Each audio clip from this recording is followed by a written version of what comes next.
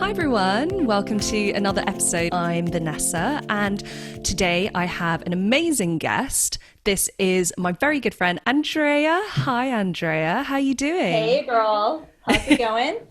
Oh, it's going really good. How are you? Hanging in there, hanging in there. Just had the Oh, plumber come, so we're doing really doing well. oh gosh, what was the plumber there for? Hopefully not a major There was leak a or bit of a anything. clog. There was Oh, a bit of a fun. clog. I'm not going to divulge who it was. May have been me. It was me. Nice. I love it. Open and honest, like right from the beginning. This Yeah. bodes well for this episode. I think this is going to be a good chat. Oh, I cannot wait to hear Oh, I'm where so this is going to go. excited. I'm so Tell me. excited to have you on the pod. We always have such amazing conversations in person, so I think this is just going to be a Mhm. real insight into our close friendship, which is great. So the UK is now in a second lockdown. We're both in the UK. I'm in London. You're out in the countryside near Reading. Is that right? Yeah, we are actually in Goring on Thames, which sounds so fancy. I can't even handle it. For an American, that must be quite a culture Oh my shock. gosh, yes, yes. Americans would eat this place up. I do every day. It's amazing. Oh, Yeah. that's great. But how has lockdown life been for you? I mean, this time round, is it any different from the first time? Oh, I think it is. It's definitely not as dark of a vibe. I felt like the first lockdown was very dystopian feeling. I don't know if you would agree with that. It's much I think maybe a lot of it is that we're used to it now and we kind of know what to expect. So that makes it a little less daunting. The other thing is that the kids are going to school, and that's huge. So you don't feel like you're completely overwhelmed with having to figure out how to occupy their time and how to like just keep everything moving. So that's good. Also, just being out in the country, there's so much to do. When we were living in London, we got to go out for exercise, and we would literally do the same walk every single day. We'd walk to Wimbledon Park, feed the ducks, run around a little bit, and then come home. And it just got so old so quick. And the kids were so stir crazy here. If you've ever been out this way, I don't know if you've ever been out this way. It's gorgeous. We're right on the Thames. There are so many beautiful country walks, just so many big wide open spaces. So it's actually really nice. I prefer being out here during lockdown. I mean, I was missing the city before this second lockdown, and then that just sort of, I mean, the lockdown kind of just made all that go away because there's no other place to be really other than like somewhere where you can run around with the kids. So it's Yeah, really nice. absolutely. But you're not actually a city girl, right? Am I right in saying that? You're not Not originally a city originally. Oh girl. no. Mm-mm. I'm actually from a from I was born in Idaho, and I was raised in a very small town in rural Idaho. My father is a potato farmer. And so yeah, I mean, you wouldn't look at me and guess that necessarily, but that is my past. I grew up on a potato farm doing very farmy things outdoors all the time. At farming things, that's in the dictionary. The word farming, look it up. Nice. So what was life like growing up on a potato farm? It was amazing, and I wouldn't have wanted any other way to grow up. Growing up on a potato farm, you obviously had tons of space, and tons of freedom to run around. We had to do things though, like I had to move pipe. I had to pick clods and vines during potato harvest. They put us to work. I mean, it wasn't like child labor, but we understood the value of hard work from an early age. I mean, and even if it wasn't potato related, we were out in the yard pulling weeds, we were mowing the lawn.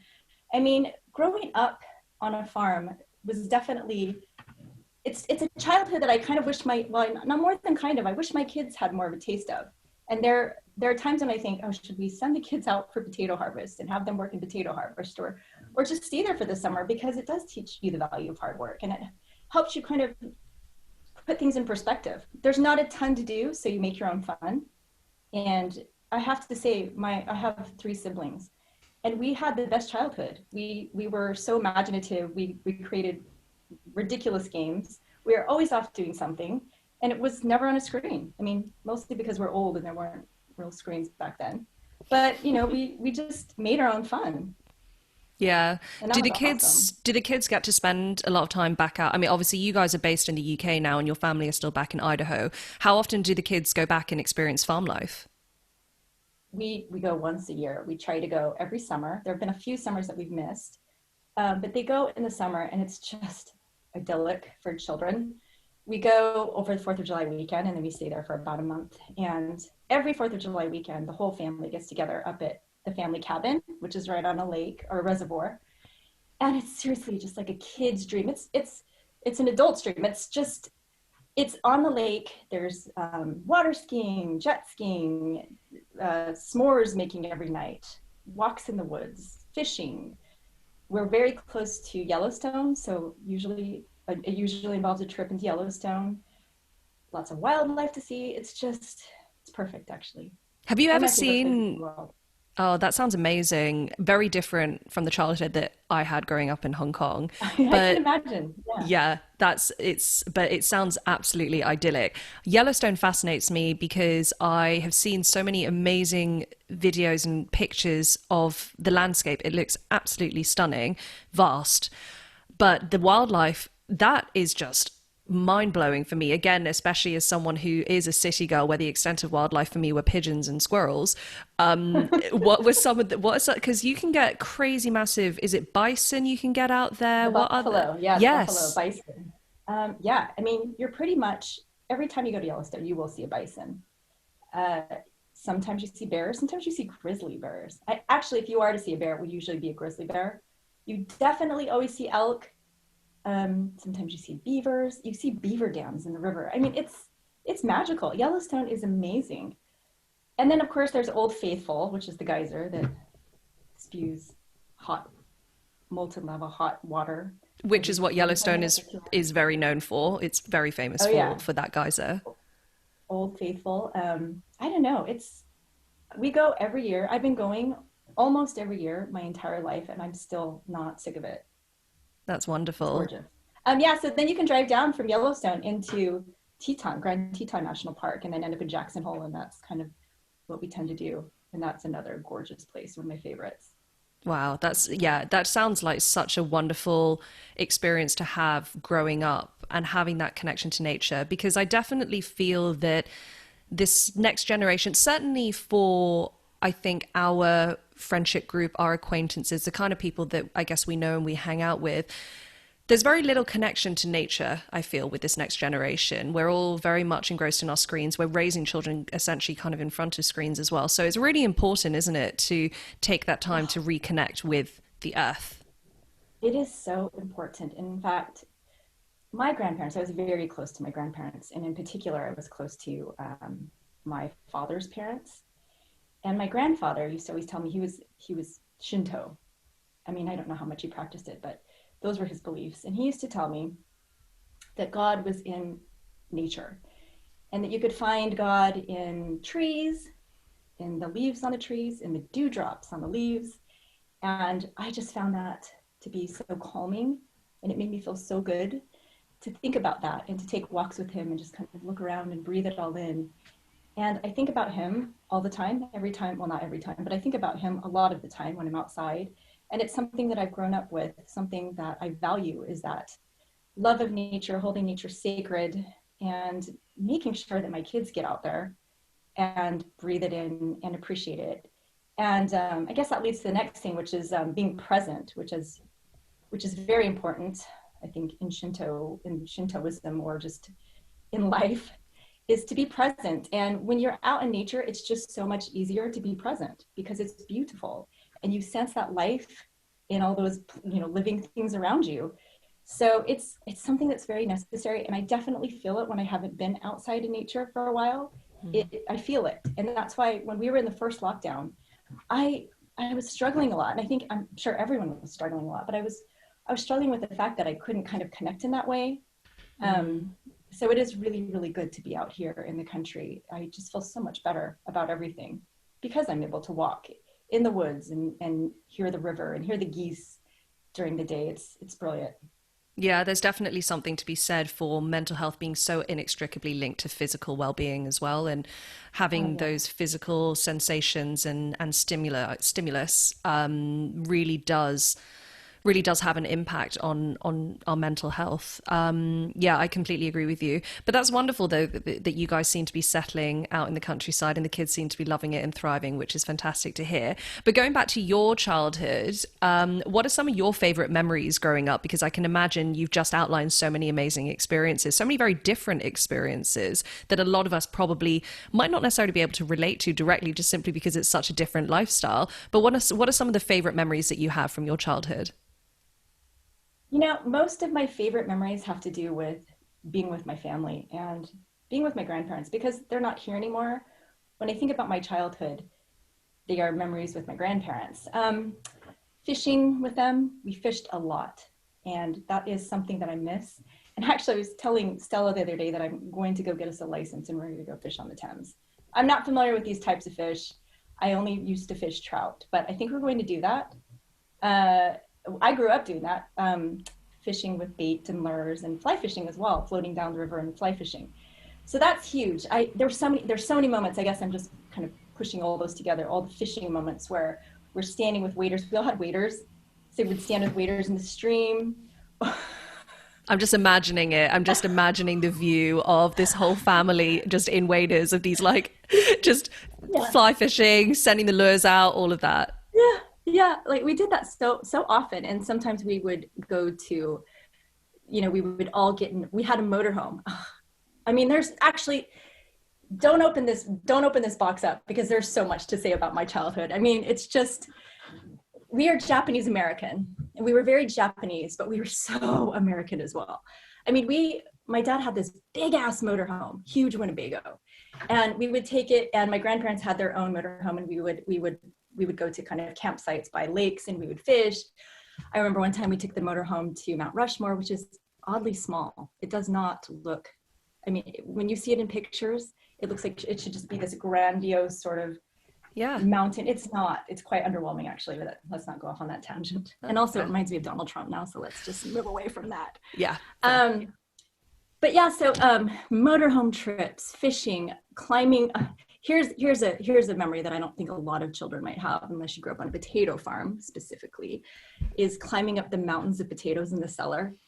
My sister and brothers and I used to climb up the mountains because they pile the potatoes in a cellar and store them there until they need to go to the grocery store, wherever they go.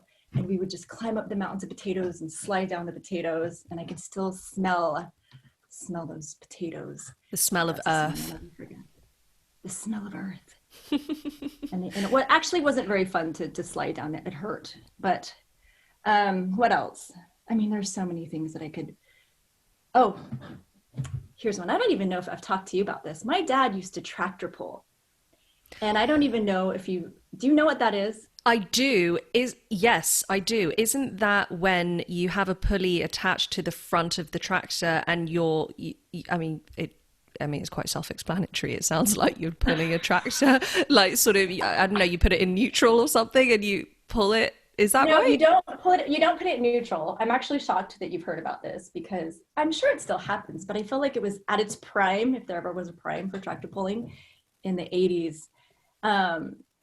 But you take these tractors and you modify them. You put modified engines on the tractors, and then they pull a trailer with a weight that moves up towards the tractor as the farther the sled. It's a sled with a weight on it, and the farther the tractor goes, the closer the weight gets to you. So it makes it harder for you to pull the sled. Oh my So if you get God. a full pull, which means you go the distance, you're pretty sweet. And my dad always got a full pull. His tractor was called Rocky Mountain Thunder.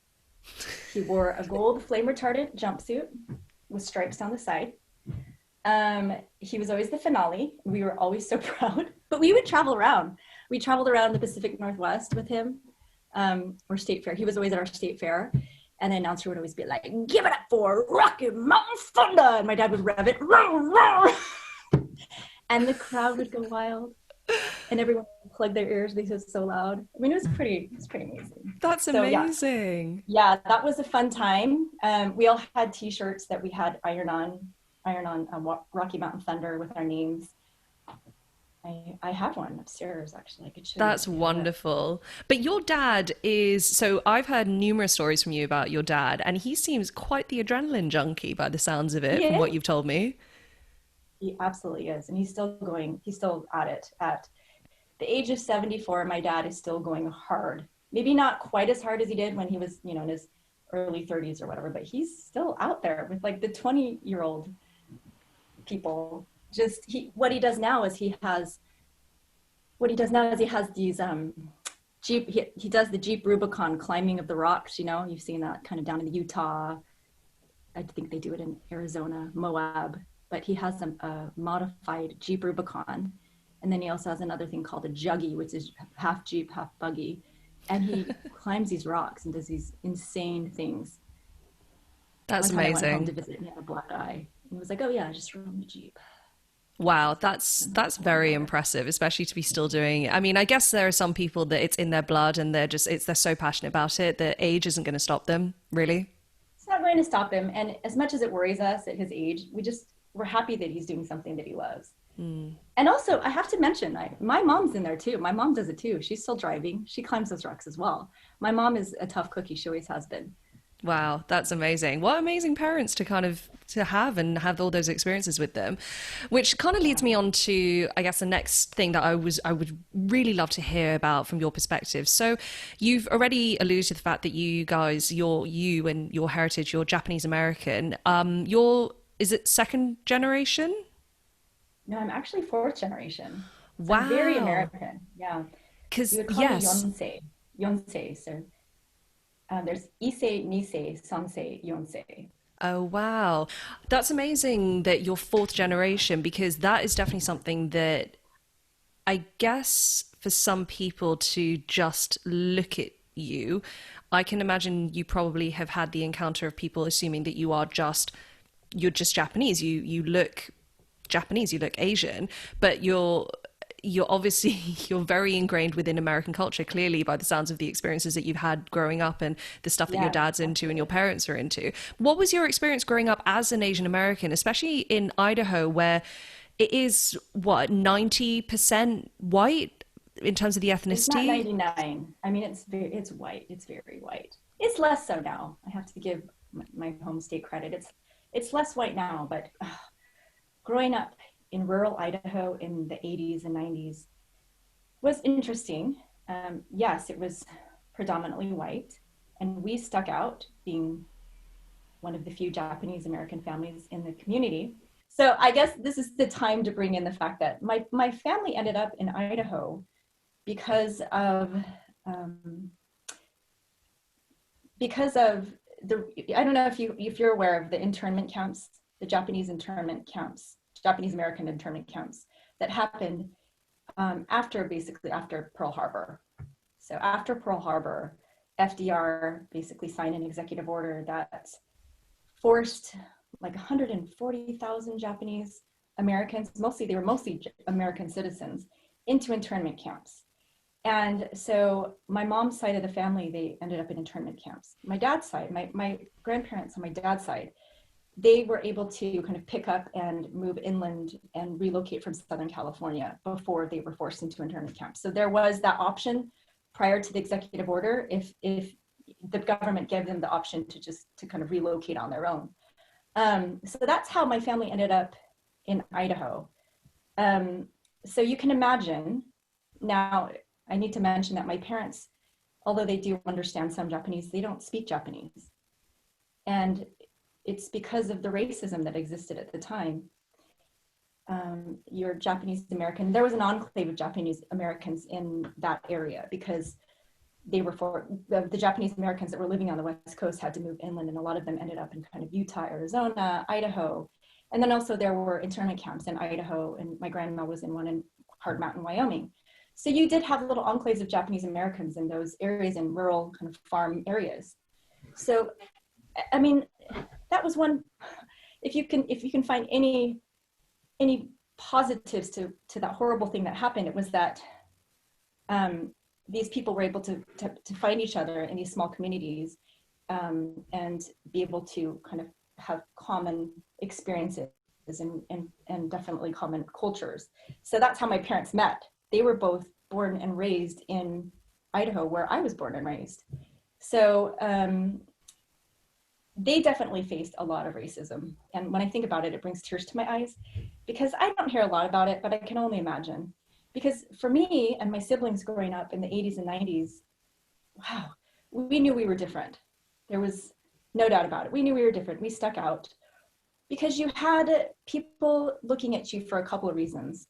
That area that we grew up in was also predominantly Mormon. And being Japanese American, we were more Buddhist. So, and I don't want to indict the community that I grew up in any way, because it was lovely and supportive and warm towards us. But there was a lot of racism, and they didn't know they were being racist. And it was hard, but at the same time, when you grow up in that community, you don't know any different. But what's sad about it is when I think back to it, I remember feeling like just always anticipating racism, knowing that it was going to happen, and knowing that was just going to be part of my, maybe not so much daily, but part of my life. Yeah, that's tough. That's really tough. Yeah, it's difficult because I feel like, from my perspective, like for me and my experiences as someone who is mixed race, I was brought up in Hong Kong. So I was brought up in that Asian culture where I was different because I was because I was part Caucasian. That being said, I feel, and I'm not, I think racism and I think discrimination and and prejudices exist everywhere. Absolutely, they do. And some of it is malicious, and some of it is just ignorance. And I think that for me personally, I feel like there's a different approach to both. I know a lot of people will disagree with me on that opinion, but that's just what I feel like. That you approach those discrimination and discriminatory remarks differently. However, I feel like I'm quite fortunate in the sense that I never really had to encounter that actually until I moved to the UK, which is, it's a very strange one, because in Hong Kong, I guess maybe it's positive discrimination, that because I was part white, that I was looked at as different in the sense of, oh, like her mum did good, she married a white guy, which you think about it and that's a horrific, horrible thing to say, but there definitely is that sort of positive discrimination. Yeah, I know what you mean. Yeah. And I saw that. And it was sort of like, white people are still quite draped in privilege, aren't they? There. Definitely. And it doesn't help that I think a lot of expat communities, and this isn't just in Hong Kong, but obviously that was my experience because I lived there and I saw it, that a lot of the communities there, certainly of the time, in the 90s and in the noughties, they behaved in a way that perpetuated that privilege. The expat community that all came over on, expat packages, and their kids' schooling, for example, was covered by the company, or they got better treatment simply because, ironically, they got better treatment and were revered because they didn't speak the local language, because they didn't look like local people, because they were sent over on an expat contract with their company. So yeah, there's definitely learnings, I think, from both experiences. But specifically for you, I mean, you've highlighted some of the stuff and the horrific experiences that your grandparents' generation and then your parents' generation went through as well. Did you ever speak to your parents about that sort of very unique experience of being Asian American, or being American, sort of, I guess, in your identity and your nationality, however, very clearly physically looking different from everyone else? Did you ever speak about and talk to them about the experience, the shared experience, but then also maybe the differences in your experiences with their generation? I have. I've never really sat down and had a real intense conversation with them about it. I sort of feel like maybe that might put them, actually, it could happen now, but there have been times when I feel like that would have put them on the spot too much and maybe have been too uncomfortable for them. But they're quite open, but at the same time, they're quite positive. They look at, I think that they would look at their upbringing in more of a positive light, because it did bring to them unique opportunities in a way. Had my grandparents, both sets, not moved to Idaho, then my dad wouldn't have taken up, well, he basically took over my grandpa's farm and grew it. And it's, you know, it's become a very successful potato farm. And my dad and mom have both worked very hard to make it successful. And it's been a wonderful thing for the whole family. So, and it's enabled us all to grow up in nature and doing all these outdoors activities. And it's brought a lot of pluses. But in terms of just talking with them about their experiences, I can't say that I've heard a lot of specific stories about racism towards them. Um, Maybe they have tried to protect us from that. Maybe that's also part of the Japanese culture trickling down and face, you know, saving face and maybe not sharing too much of that and being more dignified about it. Statistically, those Japanese Americans that came out of the camps and their children, they became percentage-wise one of the most successful of that generation. And I think it's because culturally Japanese are very hardworking and dignified, and they weren't going to let anything stop them from reaching that success. And they were able to turn that ugliness and all those injustices into something really positive. And I guess it just fueled their motivation to do well. So yeah, that's I don't know. great. It's interesting. There's so much wrapped into that. I mean, for me, I get very emotional when I think about it, and that's me not having to experience, you know, much of that. So at some point, I've tried in the past, and it's never been an ideal situation, but at some point I do want to sit down with my parents and interview them. And I'd love to write a book, I don't know, and touch upon this in some way. I don't know if the book would be all about that, but it would definitely incorporate that part of our identity. Yeah, you and I have But spoken I about that. actually want to hear more about the racism that you encountered in the UK. I'm very interested to hear about that. Yeah, I mean, so it's a tricky one because sometimes I feel like when I talk about that, and I don't know if this is, I recently came across the term, and this is probably me being very late to the party, but the term model minority, where Yeah. especially with Asian culture, where we're traditionally seen as, yeah, you know, we just want to be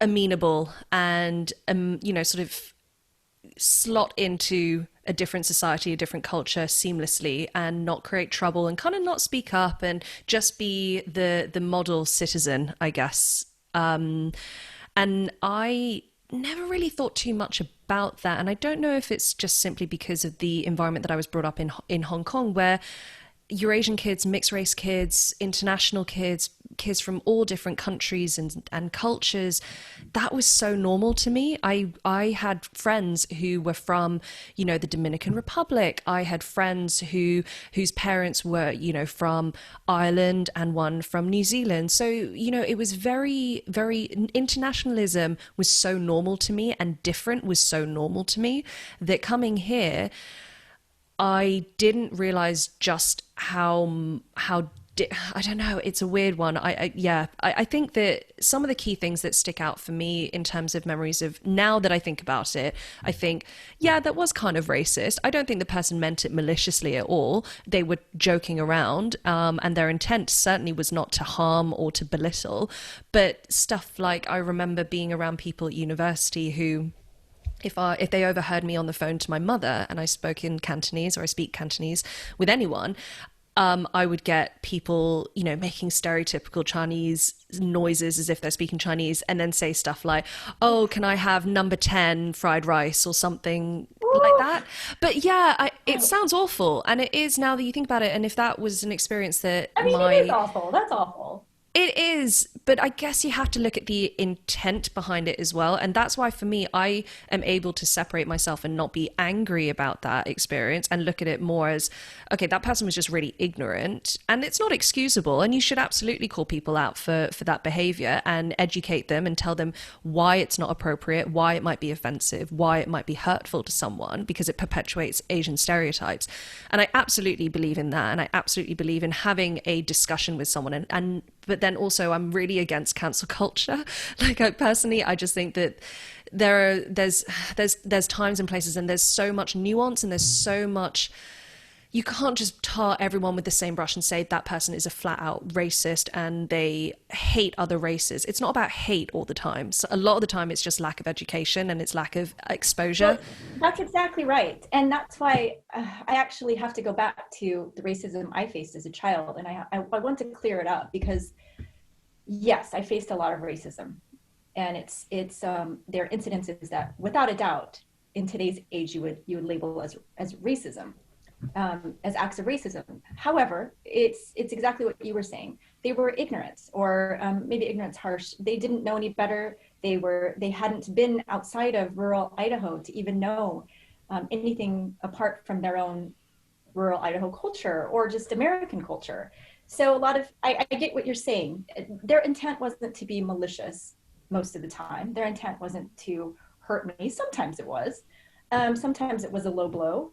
But things like, I mean, I even got something when I was a kid. I'll never forget somebody raising their hand in like the third grade saying, "Why does Andrea get to drink out of the same drinking fountain as we do?" I mean, it was like that. And I remember I was shocked, but at the same time, I had compassion for this person because I thought, oh, poor you that you think that, or that you don't know the difference. And I was young. I remember having those emotions like, oh, I almost felt worse for the other person. Like, really? That says a lot about your character.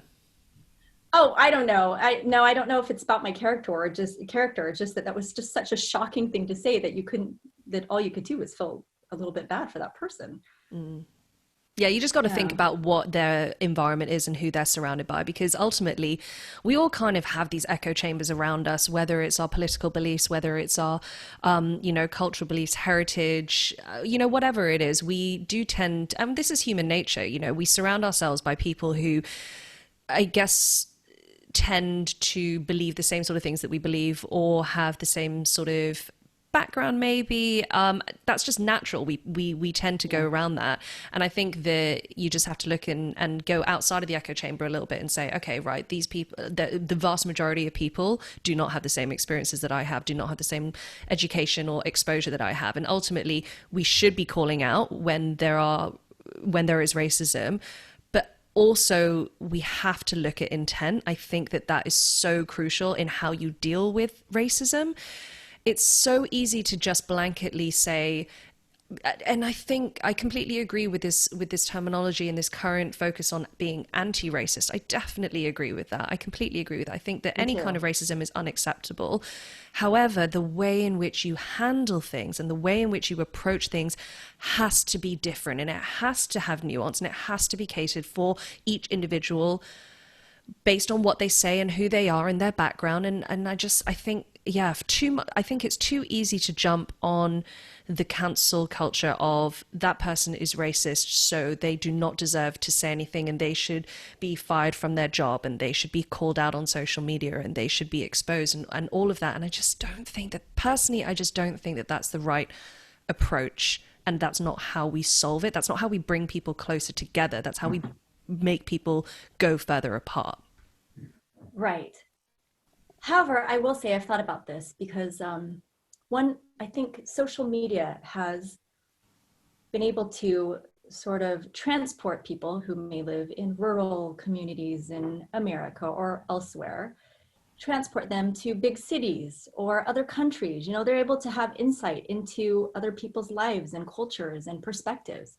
And I do think that does put some responsibility on them because now they know more. I mean, we have access to so much more than I did when I was a child.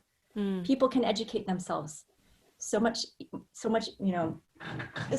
people can educate themselves so easily on any given topic. And especially now when the hot topic is racism, I feel like it is everybody's obligation. It is an obligation to educate yourself on not only how not to be racist, but to be anti-racist. I mean, there have been so many things that have happened in this past year. I mean, in many years. I mean, there have been so many things happening in all the years, but in this past year, so many things have come to light. And there's been such a light on these individuals that I feel like we do have a responsibility, whether or not we're sitting in Idaho, we're sitting in Hong Kong, we're here in Goring-on-Thames. It's out there and we know it. And I think that at this point, there are general rules as to what you should say or what you can say and what you can't. I Yeah, mean, I don't know. How do you feel about that? I think you I make a think you do need to really look at intent, but I think it's a little different nowadays mm, because if you do have that information and that knowledge, then I feel like it's not as excusable. yeah, I agree with you that social media has brought us all closer together and has made the world a much smaller place. That's definitely true. And we do have the accessibility and information at our fingertips, no matter where you are in the world. For, the vast majority will be able to access the internet. But I will say, and again, I think that this is both the good side and the bad thing with social. I have a real love-hate relationship with social media. I think, and the information age in general. I think that for the large part, I absolutely agree. I think it's a wonderful, wonderful thing. It has propelled our society and civilization forward in exponential rates. However, I think we are coming to a point that it has also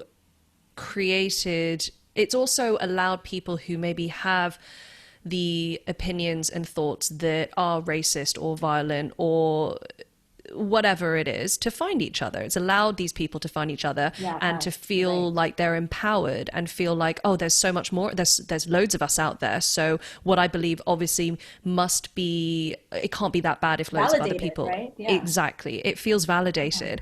So I think that it's a difficult one because and I had this conversation with Reese, with my fiance, all the time, is about freedom of speech, and he's very much firmly of the belief that you should be allowed to say anything you want, but ultimately you should also be held responsible for everything that you say. And if it's something that is racist or is xenophobic or is sexist or whatever it is or offensive, you should be held responsible for what you have to say as well. But ultimately we should not police everything that is said online, because that is just a slippery slope for censorship and just so many other things of abuses of power in terms of I censoring agree. what I people agree with say. that.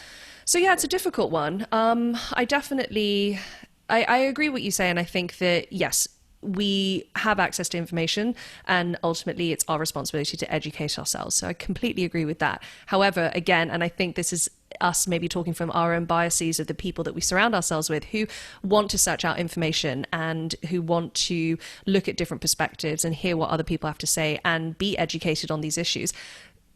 That's not the vast majority of the population. Most people just want to hear validation for what it is that they believe. And that's the tricky thing. And it's how do you get the information that is different from what you believe in front of those people that really need to see it? And Yes. that's tricky. That's tricky. I don't have an It answer for is that. tricky. It's completely tricky. And you're right. It does have to do with, who we surround ourselves with. You're absolutely right. It's a tough one. Yeah, I it agree. is. It is. Wow, this has been a great chat Yeah. about identity. I love it. On the same, It's pretty intense though. I have to it say, like I feel like, is. whew, It I need a is. drink. Well, let's need a drink. Well, let's move on to mum life because Oh, so you are a mum of three. So that's you pretty have intense as well. it is very intense. Mum life is no less intense. So you have three wonderful children. You've got Evan, you've got Stella, and Oh, Alfie. yes. So for a number of years, you were actually a single mum. It I was just was. you and Yeah. Evan. And you've told me stories before of just having to hustle. Like just single mum life was Oh just all wow. about the Oh girl, hustle. was it a hustle? Yes. On so many levels. What were some of the biggest challenges you faced when it was just you and Evan? The biggest challenge I faced when I was a single mom was that, well, it took me about 2 years actually. 2 years after my divorce from his father, I was in a very dark place. I was completely heartbroken. Um, in LA, I didn't have any family around. I didn't have any help really in terms of like childcare help. I ended up having to pay for childcare, but in terms of like somebody to come around and help with Evan, I didn't have that. Um, I had the emotional and at times the financial support of my parents, so I'm thankful for that. But woof, those 2 years after that divorce, listen, Evan was 3 years old. And I mean, if you think about it, that's how old Alfie is now. And I was thinking about that the other day. I was watching Alfie sleep and I'm like, wow, he's the age that Evan was when we were out on our own, basically, when we were on our own in LA. And it was that challenge of trying to heal my heart, but also feeling this immense love and wanting to be present for everything that Evan was going through, because they grow so fast at that age, and wanting to be there for him emotionally, not wanting him to see me sad or upset or struggling, but at the same time being in a very dark place emotionally myself. That was hard. And I have to be honest, there was a good few years where I was wild. So at that point, I was having to go to downtown LA to work a full-time job, rush back in LA traffic to get Evan by 5 p.m. because that's when the after-school hours ended. A lot of times I was, calling friends frantically, please pick up Evan, I'm not going to make it, I'm 10 minutes late, or I'll be 15 minutes late. And that was stressful. And then a lot of times, on top of that, I did other things, and including delivering pizzas sometimes on the weekends. Wow. And I just did what I had to do. And I think most mothers would do what you have to do to make sure that you're good and that your Yeah. child's good. But I always say this, I think back to that time, and it was one of the best times of my life. As hard as it was also just so amazing. And I feel like there have been times, even in Hong Kong, where I was like, "Wow, this motherhood thing, this parenting thing is no joke. It is so stressful. There's a lot going on." I mean, it's always enjoyable on some level, but I think back about that time with Evan and really thinking about the challenges that I was facing at the time and like my actual situation. I don't know how I had such like a happy, positive attitude about it all, because I did. I had a lot of fun, and he and I had so many fun times. We did so many things together. He went everywhere with me. If I went anywhere, Evan was with me. And he was always hanging around my friends. And I think that's part of the reason why Evan is so good and so comfortable around anyone. He can have a conversation with anyone. And he's been like that from a very young age. And I think it's because I just dragged him around with me, and he didn't know any different. So that was wonderful. And we're just so close. I have this bond with Evan that is completely otherworldly, actually. I consider him to be one of my soulmates. And he was definitely brought to me for that major lesson. And it was in that time when I was a single mom where I actually really spent some time on myself, working on myself, and ultimately figuring out who I was Yeah. and being comfortable in my own skin. I kind of hit rock bottom at some point where it all kind of rushed in and hit me at once. And I do remember feeling like, okay, I need to do something to turn the ship around so that I can be good for Evan. So I started to go to this meditation school in El Segundo down by the airport. And I would go there a couple times a month to start. Then I was going there like every week, and you just go meditate. And it was just so nice. I think about that and how I felt every time I would emerge from that class, and I just felt like clean slate, brand new again. And it was also good in the sense that you'd go there and you'd be there with all different types of people. You'd be there with like mechanics from El Segundo. You'd be there with like real housewife type of women from Orange County or whatever. And you just realize like everybody had things to work on. Everybody had shit to work out. Yeah. Nobody had a perfect life. Nobody had it all figured out. And you were all there just like leaving your stuff at the door, leaving your biases, leaving your judgment, whatever at the door, and you all got together and you just found yourself, you kind of really went on a deep dive into what was important to you. And I came out of that in such a better place. And that is when I came out of all of that feeling very, very confident in real confidence in who I was. And it was such the case that I never really felt like I needed to get married again. Or if I of course I love kids, and I think I always wanted more kids, but I was okay if Evan was the only child. I felt like I just had so much love coming from him, and I had that self-love finally coming to myself, that I was okay. I was in a good spot. And that is when I met Peter. And that's how it always happens. Like, I feel like I've heard so many stories, similar stories, but it's when you finally learn to love yourself and be okay with who you are, be okay with where you're at. And to understand that you don't have to follow the trajectory that you had set out for yourself. And even if you didn't get everything done, and that applies today in my parenting life today, like even if I didn't get everything done in the day, even if I only got one thing done in the day, you have to be gentle on yourself and gentle with yourself. And you have to just be okay and understand that that's exactly where you're supposed to land at that very moment. Yeah, I definitely agree with you. And I definitely agree with you about the right things happening to you at the right time. And I definitely feel like that happened to me in my life as well. But going back to your, yes, to Peter. So yes, you are now married. Well, not now, you've been married for a while, but you were married to an Englishman. And you guys had quite the whirlwind romance. Can you tell us about how you and Peter met? I mean, it was super whirlwind. I think people are still questioning whether or not it was like a green card situation. It wasn't. It wasn't. So I was at this job at the time, and I had to go, it was in healthcare, and I had to go to a conference in Vegas, and it was at Caesar's Palace. And one evening, my boss and like one of the vice presidents of the company were playing beer pong across the street from Caesar's Palace at this dive bar called O'Shea's. It's not, I think it's there, but it's like a new and improved O'Shea's. It's not the OG O'Shea's. But they called me and I was in my room, probably putting on some creams. And they said, get down here and play beer pong with us. And I was like, oh, grudgingly, oh, fine, I'm in Vegas, I better do this. And so I went down there and was sort of just watching them play beer pong. And there was this totally wasted guy and his friend at the beer pong, sorry, Peter, at the beer pong table next to them.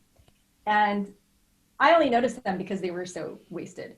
And then we all sat at a table and we were playing blackjack, like the cheapest blackjack, like $5 minimum, maybe even $2 minimum. And then after that, we were crossing the street to go back to Caesar's Palace, and Peter caught up with me and he was like, oh, hello, my name's Peter. I'm British, but I was born, raised, no, actually I'm British. I was born in London, but I was actually raised in Hong Kong. And I was like, and at this point in my life, I was sort of like, I don't have time for, I'm in Vegas. I know what this is all about. I don't want to even deal. So my response was rather bitchy. I was like, Charlie bit my finger. Do you remember that? Yes. Okay. And he was like, what? He was so confused. And then I kept walking and he sort of, there were groups of us, right? So I was with the group from my company and he was with his friend. And it just ended up that we ended up all together and dancing and having a good night. And he ended up being so charming and such a gentleman and so fun that we exchanged numbers and kept in touch by text. And then he ended up visiting me in LA a few times. And then we met in January, end of January, and we were married by September 2nd of that year. Real crazy. How did your friends and family react to that? In some ways they weren't surprised because that seemed like a very Andrea move. But of course they were worried at first. When I told my friends I met a guy in Vegas, they were just like, what are you doing? This is just a bad idea. You never meet guys in Vegas and they never stick. Or nobody should ever meet their lifelong partner in Vegas. But once they met Peter and they saw, what a gentleman he is and how formal and sweet he is, they all loved him. So I think it just took meeting him, my parents as well. As soon as they met Peter, they were good with it.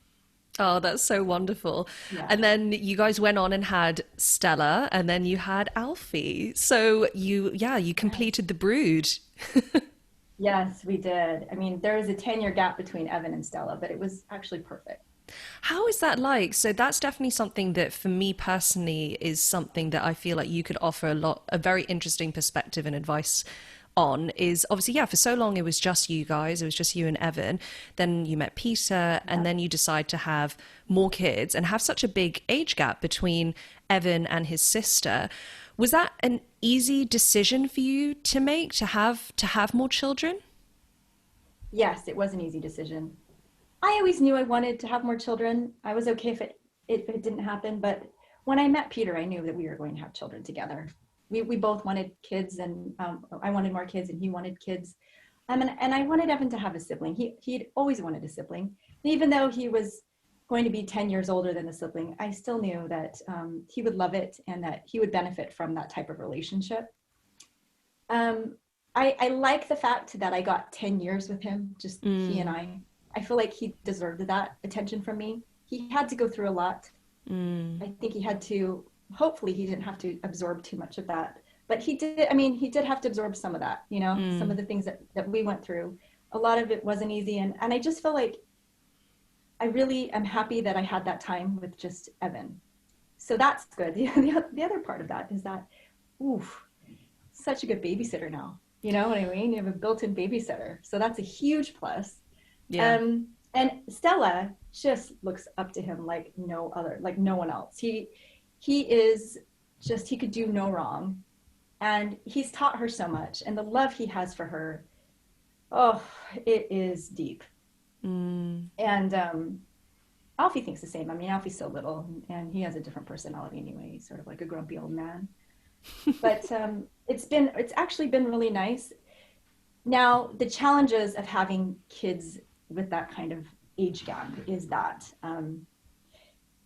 I kind of have three children at very distinct phases in their lives. You know what I mean? Yes, So absolutely. so I'm dealing, it's not like I can give like a blanket sort of do blanket parenting over the three of them. You know, I at one point I have a teenager, or at this point I have a teenager, I have an 8-year-old and a toddler still. So the things that Evan is dealing with or was dealing with when he was living at home, they were completely different than what I had to, you know, deal with Stella. So that made it a little bit of a challenge, but still I really, really like the setup. I do.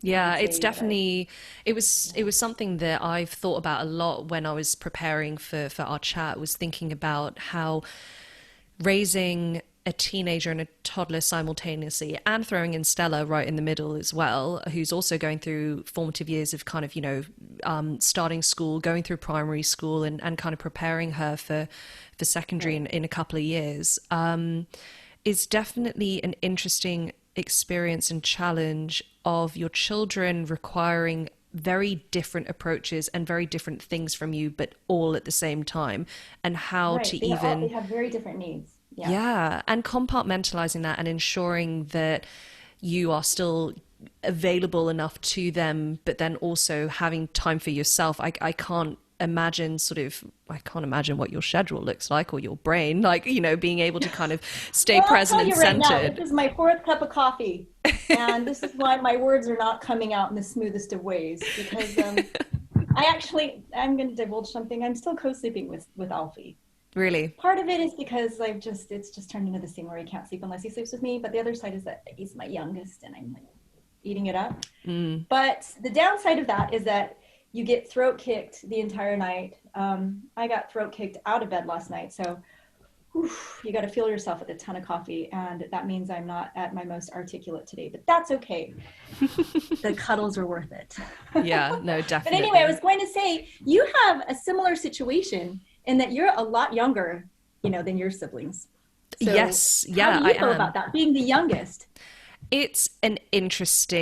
It was a very interesting experience. Yes. So my sister is 8 years older and my brother is 6 years older. So not as big as Evan is with Stella and Alfie, but still a significant amount of time. But coupled on top of that is, because they are my half sister and my half brother, biologically speaking, because my dad was married previously and they're from his first marriage. There's also there's a co-custody as well. So we didn't grow up in the same household.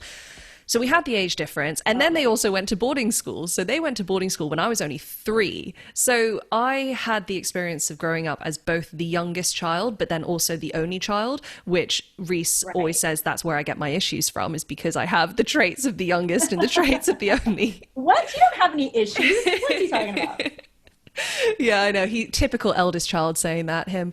But yeah, great, it was definitely an interesting experience, because I had a very similar experience to Stella, where I look at I still do. I look at my older sister and my older brother, and I just absolutely just idolize them. Growing up, it was the best weekends were the weekends that I knew that they were going to be there, or them coming back from boarding school. You know, my sister used to send me care packages from boarding school where she and her friends would do little drawings and little notes and scribbles and just kids really stuff. Sweet.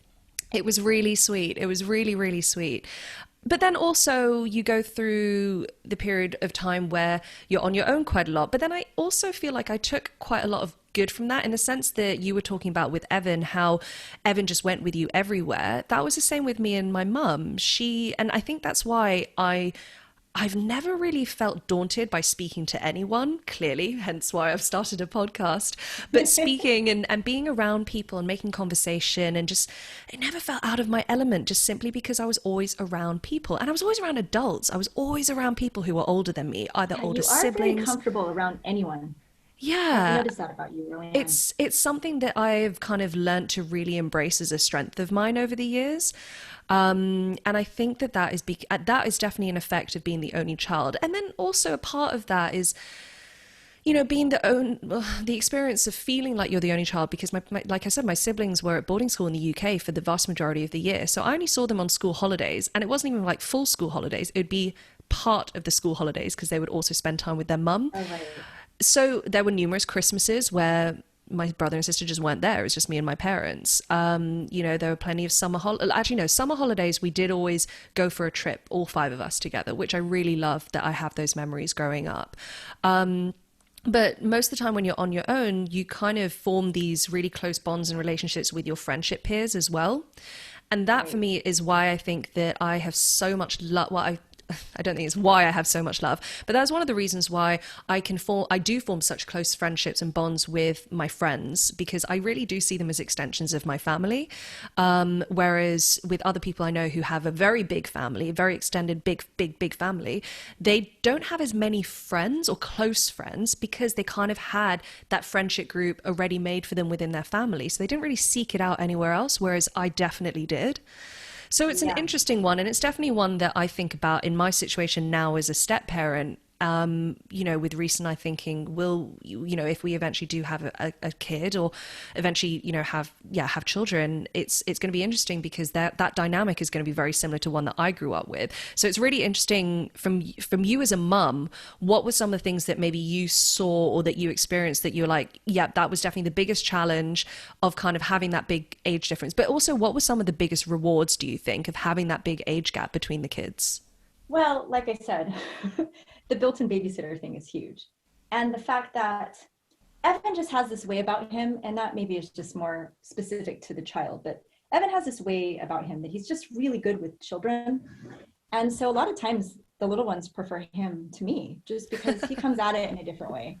I can Mm, be a little bit overbearing. And so that's been nice because he is kind of that older, much older sibling, and they take him seriously. They believe what he has to, they believe what he says. They appreciate they appreciate the time he spends with them because they see it. They know that he has other interests. They know that he mm, doesn't want to sit and read stories about dinosaurs for hours. So it's nice, and I think that helps the three of them just really appreciate and hold on to their relationships with each other, mm. because it's clear that Evan goes out of his way to make time for them. And I think that shows that's a good example for Stella in the way that she wants to act with Alfie. And I always bring that up whenever she's in trouble. I'm like, would Evan do that to you? No, he would not. That's Would great. Evan say no to reading that story? No, he would not. So it's good that way. But like I said, I think the main challenge is that they are all demanding something different from Mm, parenting, mm. because they're just such different ages. So it does take a lot of I don't want to say energy because I'm happy to give it. It's just it takes a lot of thoughtfulness, actually. I Yeah. mean, I have to really think about how to give each one attention, and attention that actually means something to them Mm. and makes them feel important and valued. Because sometimes I can see if I try to treat Stella and Alfie the same way, Stella can sense that it's like, come on, personalize that for me a little bit more. So that is the challenge. But I don't know. I think they can just see that. I think the pandemic's made it worse. I'm kind of always in this state right now of kind of dragging along. So they've been easy on me lately. But yeah, it's been a good situation. It's been a good setup for us, for our family. Yeah, that's really good. Well, I mean, anyone who follows you on Instagram or on YouTube has essentially kind of followed along with your life, really, in terms of seeing the kids grow up, because you are an amazing video sort Oh, of content creator. You vlog, you have your YouTube channel, um, and you also previously worked for sort of bigger production companies like sort of Nickelodeon and Singapore's MediaCorp. Can you tell me a little bit about sort of how you got into starting vlogging and starting your YouTube channel? right. So I I think a lot of people my age have this story, but we grew up because there wasn't social media. There wasn't a lot going on outside of just, whatever you could conjure up yourself. But we made a lot of home videos with the big old camcorder on your shoulder. We made a lot of home videos, my siblings and I, my friends and and I loved doing that. And to be honest, if it weren't for sort of the Asian expectations, and I know you know what I mean, I Mm. think right out of college, right out the gate, I would have gone into entertainment because it's just something that I like, and I don't know in what way I would have gone into entertainment, but it was always kind of pulling me. But instead, I went to law school and that kind of fell flat in the end. But it's because it wasn't where my passion was. Mm. Um, and then I got really lucky and had an opportunity to be the hidden camera correspondent on this, cable TV show. It was on a Nickelodeon. It was Nickelodeon programming that actually I don't think it exists now, but it was mostly geared towards parents, and it was late at night. And so I was able to go out and do something like, it's a lot of episodes. It was 2 seasons of hidden camera work where I would go out on Hollywood Boulevard and I would pretend to be a pregnant. At one point, I was actually pregnant with Stella, and I would go out and kind of harass people in a hidden camera way and act like a totally clueless parent and just get funny reactions from people, sometimes very angry reactions. So I did that and I got a taste. And I remember after the first time shooting I think it was the pilot, I went home to Peter and I was like, oh my gosh, I can totally understand how people get the bug for this, because it's like, you have the PA come in and ask you what you want to eat for lunch and whatever. And this is just very like sort of small scale. Mm. And so but it wasn't, I can't downplay that. I'm very grateful for that opportunity because it was a Nickelodeon production and I met like some really heavy hitters in the industry. And though it was very short-lived and it's not on the air anymore, it was amazing. And so after that, we made the decision to move to Hong Kong. Had we stayed in LA, I think I would have pursued, I had kind of a commercial acting agent, and I think I would have pursued, I don't know, acting, maybe hosting or doing some more things like that. And we moved to Hong Kong and I thought, you know what I'm going to do? I'm going to document our move to Hong Kong, because for me, it was such a big deal. And I think for most Americans to move across, to move overseas is a big deal. Mm. And so I thought, I'm going to document this and I'm going to start vlogging. And that was back in 2013. And at very least, I would have this awesome video journal of my family. And who knew? I mean, I didn't know what it would turn into or where it would go, but I just wanted to do that. So I started to do that, and we moved to Hong Kong. And it was sort of off and on. It takes a lot of work. Mm. To create videos. The editing takes so much time. Just the whole production of videos, it takes a lot of work. So I was able to also do some online kind of web series, web programs in Hong Kong when I first moved there, produced out of LA. So that was fun. And I just sort of wanted to keep that going. It was when I was pregnant that I started vlogging a lot. When I was pregnant with Alfie, I think I was vlogging almost every day. And that's when I saw the momentum build. I mean, for a very long time, I had like less than 1,000 subscribers, but it was okay. I was still enjoying doing it and documenting family life. But it was when I was doing it regularly, and that's when I think we were able to be picked up by the algorithm, which is huge in YouTube. That we hit, and I had this surge in subscribers, which was so gratifying after all that hard work. I had this surge in subscribers, but the problem was then I had this newborn baby. And again, I couldn't really keep up with it. So it sort of dwindled a little bit, it plateaued. And now I'm thankful for the subscribers that I have. I'm thankful for, I mean, it's not a huge amount, but it's enough to where I feel like I can justify spending a good amount of my time producing and editing videos, and I enjoy it. So it's all over a win for me.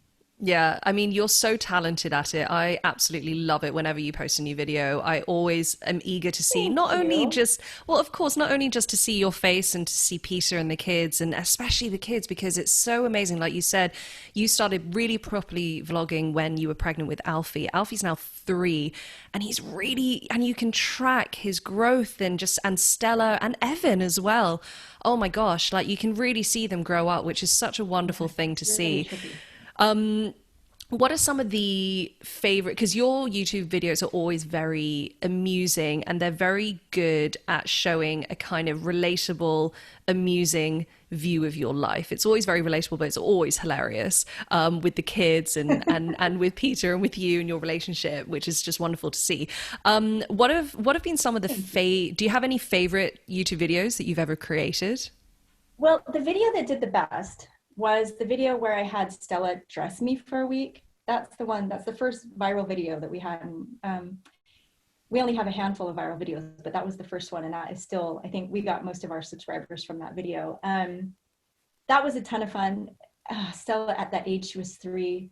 She was so much fun. And she had a really, she was so perfect for that job. And yeah, that wasn't a typical, usually we vlog, which is sort of like a video journal, but that was sort of, that was a favorite just because, not only because it did so well, but because we just had so much fun making it. Um, I do enjoy, some of the videos that I enjoy doing the most are the ones that don't do so well as far as views go. And those are just where I'm able to kind of do a little bit of like amateur filmmaking, where I can put together things and really kind of put my emotions into it. When it comes to just kind of looking into our lives and seeing the relationships with the kids, even if it's just small moments on a walk or an activity like ice skating together. I love editing those videos. And I try to convey that emotion in the videos. I don't always succeed, but it is something that I attempt to do. Yeah, it's definitely cuts through when you watch it. I think you can definitely feel the emotion and the passion, that you clearly have for content creation, but then also, just the wonderful relationship that you have with your family. It definitely comes across over the video. So I definitely think that you should Good. continue doing that. Well, thank you. Do the kids, so the kids do feature on your videos quite a lot. Do the kids enjoy being on camera? I mean, Stella definitely looks like the type, she takes after her mum. She's a natural. She really loves to perform. And actually, if you ask her today, you ask her what she wants to do when she's older, she will say, I want to be a performer. And that is genuine. She's always wanted to be a performer. She just knows how to act when the camera goes on. And she's like that when the camera is not on. She vlogs on her own. A lot of those don't make the cut just because, I mean, they're for her own amusement. And she's asked me for years for her own YouTube channel. I don't know. That's a hard one. Sometimes I lie awake at night in bed and just kind of frozen in fear, like, oh my gosh, what have I done putting all these videos out on the internet with my children, But the thing is I'm very careful not to include anything that might embarrass them. And now I ask Stella every time if there's some clip or there's something that I think that might bother her. If I include it, I ask her and she'll tell me yes or no. And I know she's only 8 and she doesn't know how she'll feel in the future about it, but I try to be sensitive sensitive, and I try to be really careful about everything I include in the videos. Alfie, he's kind of grown up with it, so he doesn't know any different. And Alfie's grown up with it, and he sort of just accepted it. And he's also kind of a little performer. He really plays it up. Well, his recent features of being, was it Alligator Alfie? Was that his name? Oh yeah, yes. He's Baby Attenborough, we call him.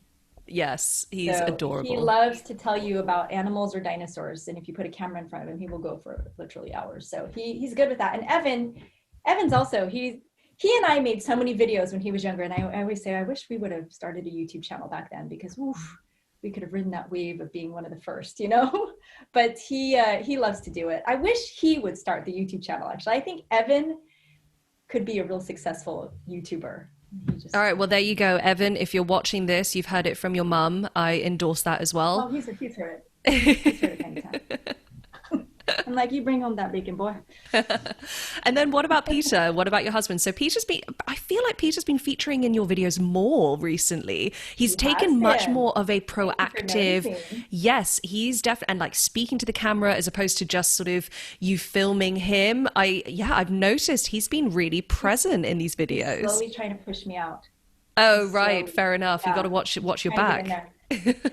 You know, it's the pandemic because Peter's in the hospitality field, and as we all know, the pandemic has been horrific for hospitality. So, being a hospitality consultant, he has a little bit more time on his hands. And so we decided, hey, let's just both put our energies into this and see where it goes. So he actually really enjoys it, and he's quite good at it. Peter's really good in front of a camera, and he's actually quite good at acting. And I will always say he's probably way better at acting than I am. Not that he acts in the vlogs, but like if you put him in a situation where he has to be silly and act a certain way, he's always spot on. So yes, you're right. He has been featured in more of the videos. He does the intros, the outros. He vlogs now. So I love it. I love being able to have that with him. Yeah. And yeah, it's a lot of fun. And the whole family's involved. So Yeah, I love it. I definitely, yeah, I've noticed it a lot more in the most recent videos that you've been posting, and I love seeing more of Peter and his sort of engagement with the video and with the viewers. I think it's fantastic. One that you yeah, recently thanks. posted was a video of US versus UK, where Stella and Alfie, your two youngest, were choosing Oh, between right. American and British things like what snacks they prefer, or what do you call, what's a football? Is it the round ball, or is Yeah. it the American football, which I Yeah. loved.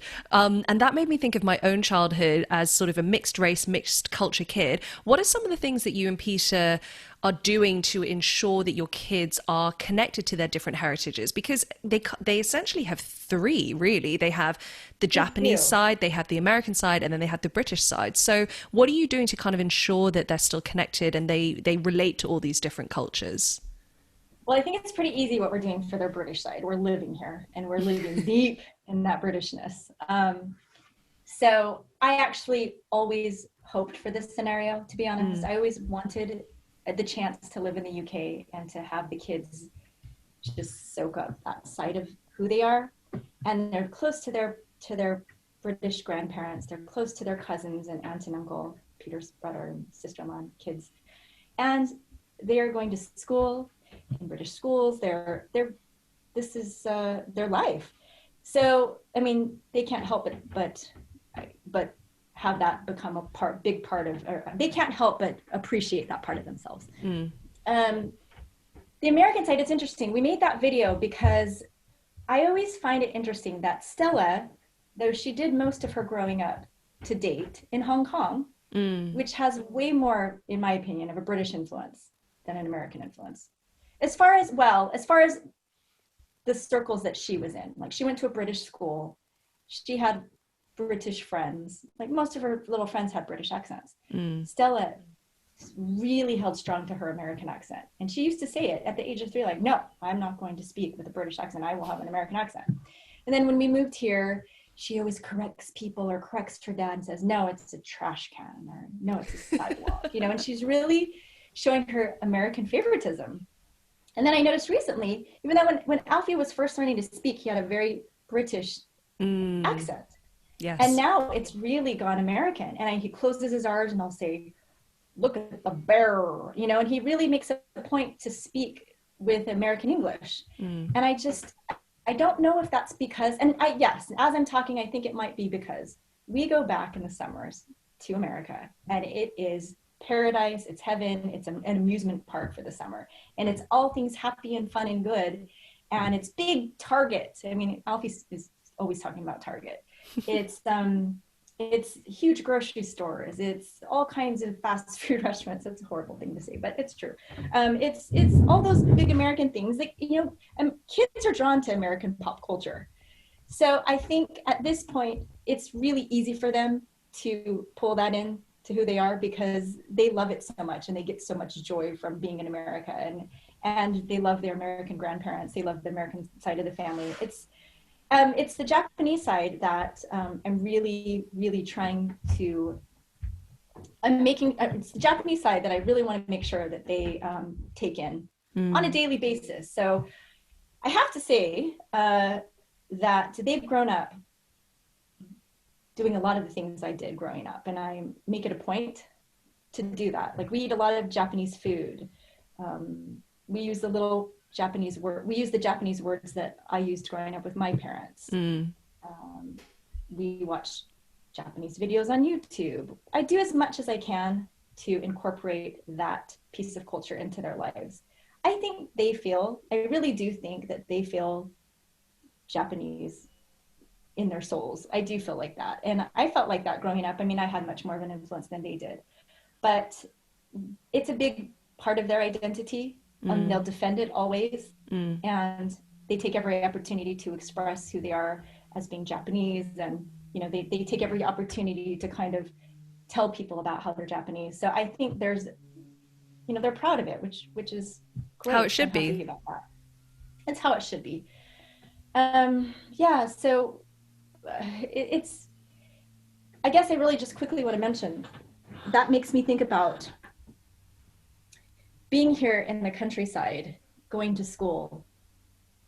I do know that Stella identifies with being Asian, and in particular being Japanese, because when we were first moving out here and she was asking about the school she would go to, she said, let's look it up on the internet. And so we pulled up the website and we looked at the pictures, and the first thing she said was, oh, wow, everybody's white. And that just said to me that she notices, and she notices that they are different from her, and that she identifies as being Asian. I mean, she's half Asian. She's like you. Yeah. It's, I mean, I think when you are, I don't want this to sound bad, but I think that when you physically resemble your race, which is a horrible thing to say, and I stick with me, there is a journey here. I think that when you physically can relate to yourself, so you can look and you can identify yourself, and this is why representation on media, for example, in entertainment, is so important, because you can see yourself, you can see who you are, and you can see that representation out there in others like you. I think it's a lot easier to feel connected to that heritage when you can see that and see that being celebrated and seeing that validated externally, as opposed to just within your own family, because I think ultimately within your own family, you know, there's going to be love and support and encouragement of that side. It's more externally, and seeing that validation is so important for kids to see. And that's kind of what concerns me for my situation, is because I am half Chinese and half British. If I were to have a child, because my partner is Caucasian, that Asianness is going to be very physically diluted in there. And we will be raising the kid in the UK, because we're based in the UK, and we co-parent with my stepchildren's mum, who is British, and she's always going to be here. So, you know, it's not like an option for us is to up and move and raise a child and raise our family in Hong Kong. So there's already a disconnect. There's a physical disconnect from that Chinese heritage, both when the kid looks at themselves in the mirror, and then also even looking at me. I don't look that Chinese, you know, I'm a bit of an anomaly. Most people can't tell what my ethnicity is.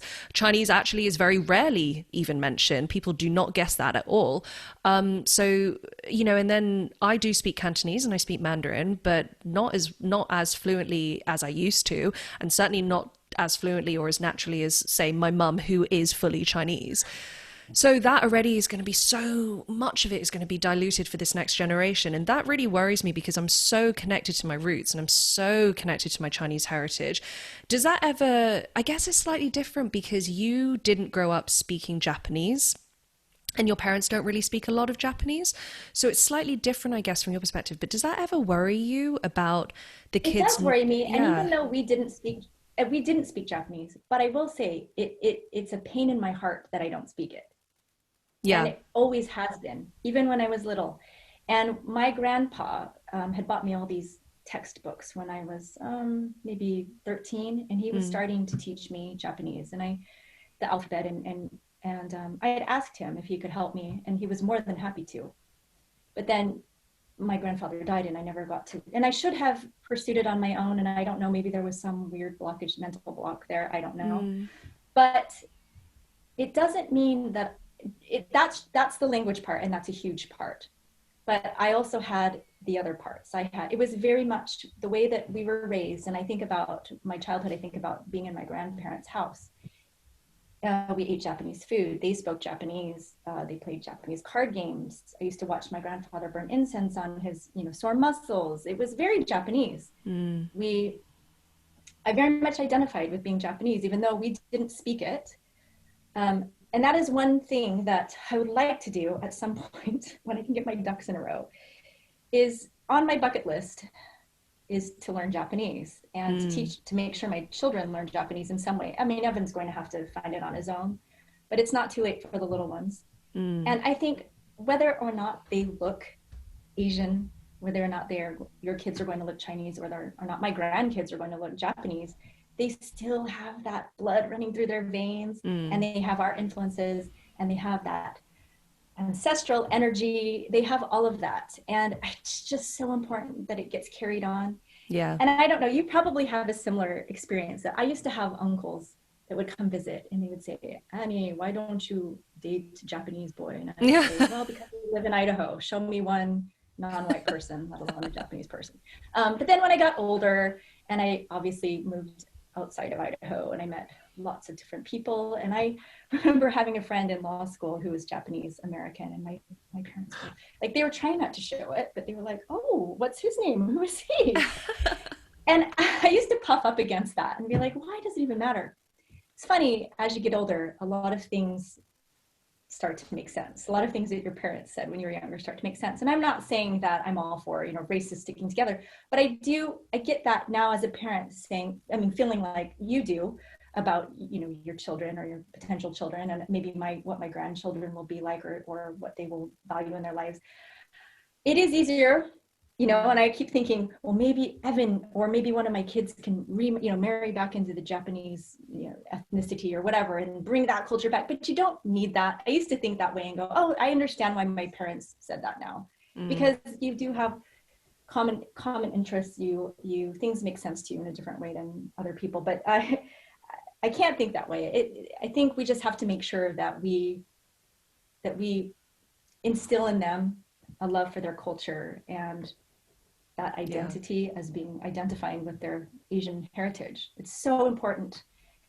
Yeah, I totally agree. I think it's so important to ingrain that. And I think, that is just an ongoing struggle, I guess, that I have about thinking ahead and thinking about the future. And it's a crazy one, because I feel like the world that we live in at the moment, and I do hope that this changes, and I'm confident that this will change as our kids grow up.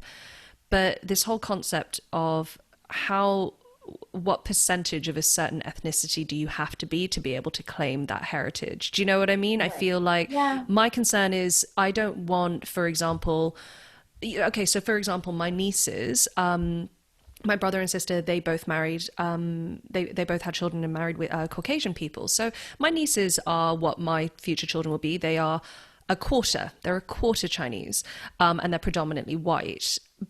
And they look, I don't know, to me they look Eurasian, but maybe just because I can spot it. But they, compared to their parents, for example, they definitely look a lot more Caucasian.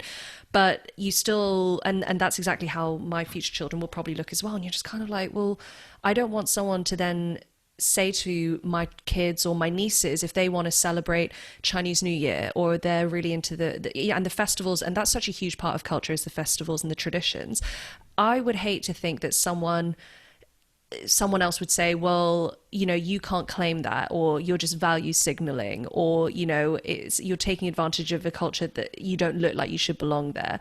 And at what stage is that percentage? Oh God, I hope that doesn't happen to them. I hope not either. But at what stage is that percentage too diluted that you're at, because a lot of people now, for example, in the States, there are loads of people who are, oh, well, I'm Native American, so, I'm discriminated against. Do you know what I mean? And then they don't look like it. And then you look into maybe their DNA and you're like, oh, well, you were maybe 6 generations ago. But at what stage is that percentage too diluted for you to be able to claim that culture and that heritage without being deemed as value signaling?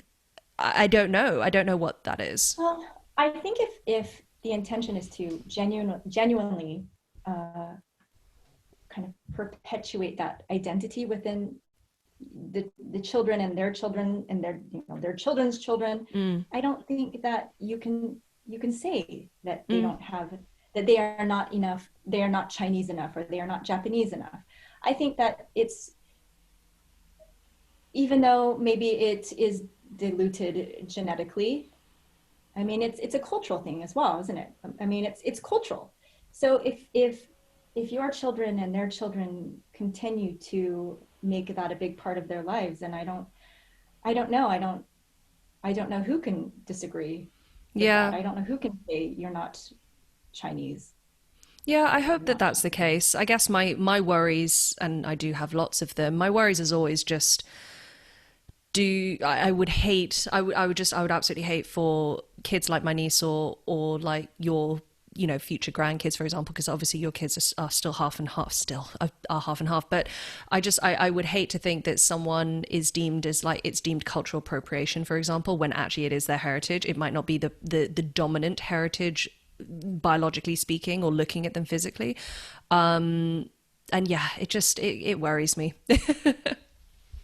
I get that. I do. I do think about that from time to time. It's a hard one. But It I mean, is. at some point, every ethnicity probably grapples with that, because at some point we're all just going to meld into one big mixture of a race, aren't we? Yeah, yeah, I agree. And I think, but that's the importance of keeping those cultural traditions and history alive. And I think that that's a really important thing. And that's why it's so important for kids to grow up with that understanding. And that gives me hope that in this internet age, kids, and also just in the age of people moving around and living abroad, and international families and people moving further away from where they're from, or where their family are originally from, it brings different cultures, different identities together, where we can learn from one another. So it does give me hope. It definitely does give me hope. Yeah, that's a good point, and that sounds wonderful. So we've been talking for a while, and I'm conscious of keeping you for too much longer, but I just have two more questions for you.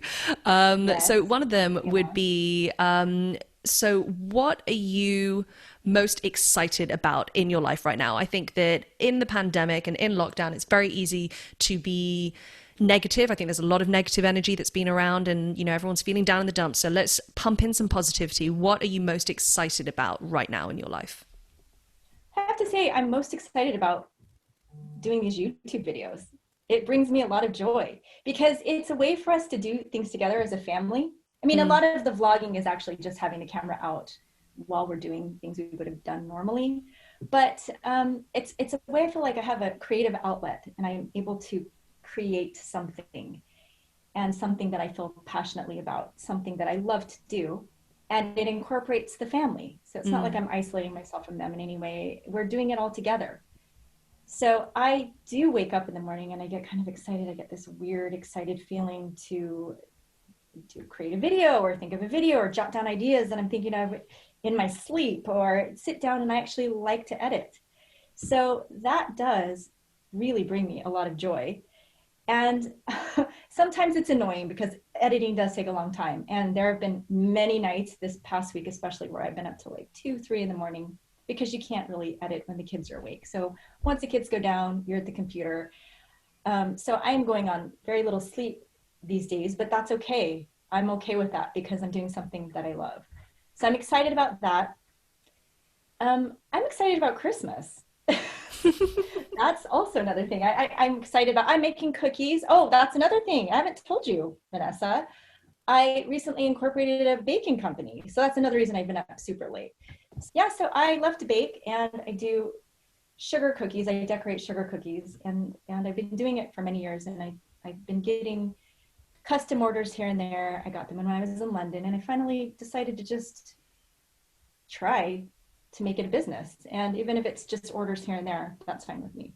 I that's don't want it to be the amazing. case where it becomes so hectic and stressful that I lose interest, or it becomes more of a chore. So that's going on. So there are a few things happening in this house. A lot of coffee, a lot of whiskey.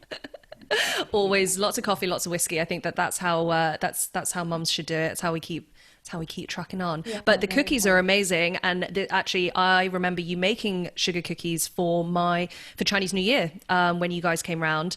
Yeah. And this will be a good segue at this point in the video. Sorry, listeners, if you're just listening on audio, I will put up a photo of those sugar cookies because they were amazing, they were delicious, and they were beautiful. So there's going to be a little segment, Oh, thank you. little cutaway. But you'll have to share the link later so I can include it in the show notes as well. So if people want to check it out, they Oh, can go thank online and you. check I it. will. And I'll include the link to my YouTube channel because I always welcome new subscribers. Excellent. And then finally, my final question. So I do ask this for every guest. So future guests, be aware you will be asked this question as well. It is a lipstick gang, after all. So if you had to pick, what is your favorite lipstick color and why? Oh, my favorite lipstick color is one that was recently discontinued, and I'm so angry about it. It's a NARS color, and it was called Angela. And it was this perfect, I love bright lipstick. I've eaten and coffeed my lipstick off by now, but it was this bright, almost fuchsia, but not obnoxious fuchsia. It was like this beautiful color that I wore nearly every day, and they've discontinued it. And I loved it because I just felt myself in it. Mm. It was very bright and almost shockingly so. um, I don't know, it just really popped. And I've been searching, so I might forward you that color because I feel like you're really good with me. I know you're very good with makeup. I don't feel it. I know you're very good with makeup. See if you can find something similar for me. But I liked it because I felt like it was an expression of myself.